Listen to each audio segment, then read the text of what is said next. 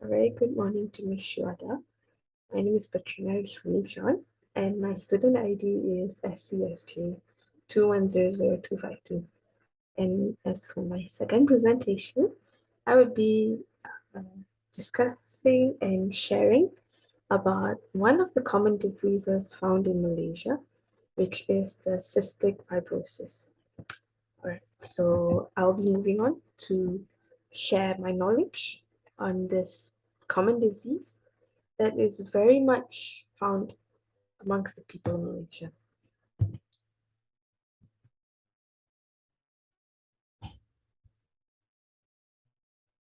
The first one would be the introduction that we'll be talking about. And the second one would be the signs and symptoms.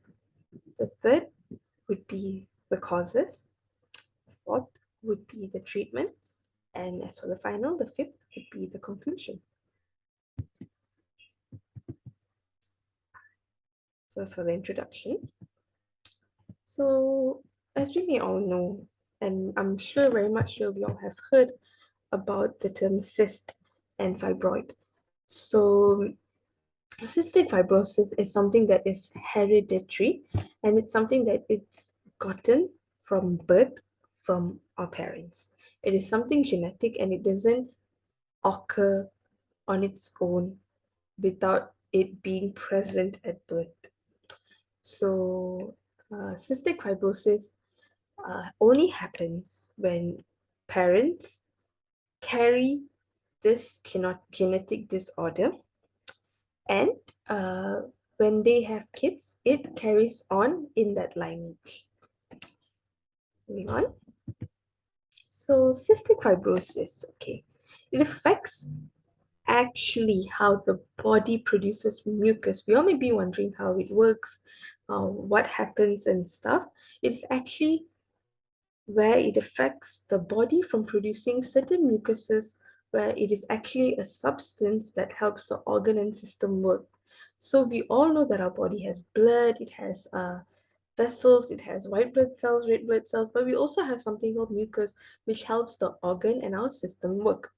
All right, so as for a normal person who doesn't suffer from the cystic fibrosis, their mucus is known to be thin and slippery. That is also known as healthy mucus, which means that the organs and the body system is working very much healthily.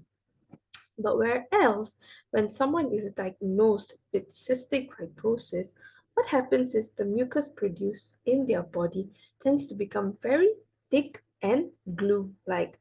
When this happens, all the tubes and ducts in our body gets clogged and makes the person find it very difficult to breathe, as all of these cartilages and arteries are blocked due to the mucus being very thickened with the diagnosis of a cystic fibrosis.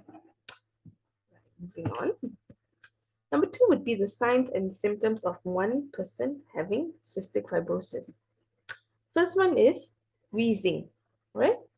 Very much common is this. It's not always this when someone has wheezing, but can also be detected or also under one of the symptoms of a person suffering from cystic fibrosis.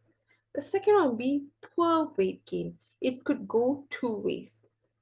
It could go over excessively amount of very uh, fast period of weight gain, or it could also be very poor weight gain in a sense where it takes a person a really long time to gain their weight, right?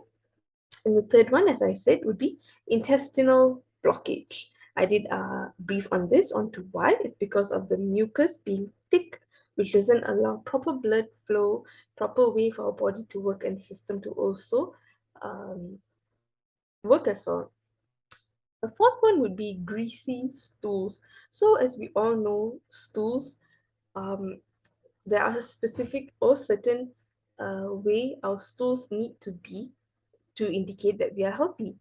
But one thing that indicates that our stool and we are not healthy is when it's very much greasy, which also can be another reason for someone being diagnosed with cystic fibrosis. And the fifth one would be exercise intolerance. So we all may know sometimes we do suffer from how do you say, from wanting to exercise, and we find it very difficult to push. We find it very hard to breathe, hard to exercise where our muscles and our body really hurts. One of the cause could also be, I'm not saying 99% of the time, but one of the cause could also be cystic fibrosis. All right, the sixth signs and symptom is inflamed nasal. Right, moving on. The seventh one would be lung infections. And the last one, which can be related to greasy stools, is chronic constipation. Right. Okay, the third one, causes. Why does cystic fibrosis happen? We always uh, tend to want to look at the symptoms, want to know what it is about. But right now, I think it's also important for us to know why it happens to people, to a certain amount of people in this country, Malaysia especially. All right, so cystic fibrosis transmembrane conductance regulator, also known as CFTCR, is when a change in the protein happens where it regulates the movement of salt in and out of our cells. The result is thick, sticky mucus in the respiratory, digestive, and reproductive system.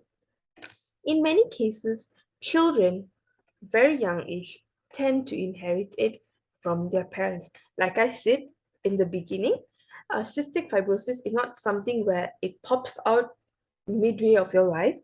Nope, it doesn't work that way. But rather, it's something that is genetically disordered and carried from our parents, great-grandparents, and so on and so forth. Okay? If they only inherit one gene, that could also be a what if. What if they only inherit one gene? Then they are very much unlikely to get the disease. This disease takes two genes to inherit to get the cystic fibrosis transmembrane conductance regulator, right? Moving on. All right, now we've come to the part of treatment. All right, okay. So we have seen the causes, the signs, the introduction of this genetic disorder. Let's see the treatment that they have found for this. All right. Unfortunately, in Malaysia and in many countries so far around the world, they have not found a definite 100% cure for someone suffering from this cystic fibrosis disease. All right. But however, there are ways to curb and control its growth from becoming bad to worse. All right. There are several ways which medical inspectors and doctors have said. The first one being is managing a healthy diet, a healthy life cycle, not only with the food that we consume, but the things that we do to keep our body active, exercising, having proper sleep pattern, stress-free life. I know it is very hard to have stress-free life, but there can be controlled ways as well. And another way would be medical checkups.